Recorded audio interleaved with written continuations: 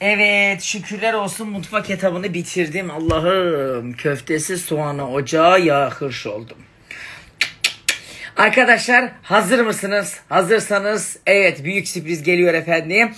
Sabunlarımın stokları yeniden yenilendi ve en önemlisi aralarına yenileri eklendi. Evet, beyaz sabun, zeytinyağlı ve aloe veralı vardı. Şimdi akşam 9'da yine muhteşem kokulu, birbirinden güzel sabunlar stoğa girecek. Saat 9'da hatırlatmayı açıyorum. Siz de açın. Sonra Kadir Bey ben görmedim, duymadım, yine stoklar bitti demeyin. Çünkü biliyorsunuz ki stoklar çabuk tükeniyor. Çünkü kokusuyla, kendisiyle efsane sabunlar yapmışım. Ay, bir insan her işini yapar ya. Hadi bakalım. Hatırlatmalar açıyorsunuz. Akşam 9'da aramıza katılan yeni sabunları da görüyorsunuz. Merak etmeyin. Büyüye büyüye gidiyoruz. Daha neler gelecek neler.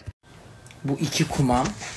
Koymuyorlar ki ben bir nişanlımla görüntülü konuşayım set arasında. Her gün bak yemek sırasında yapıyorsun lütfen ama. Molam çünkü mutfaktan çıkınca değil mi benim? Hayır, Gamze mola arasında mı? Tam kayda girerken telefon açıyorsun. Evet.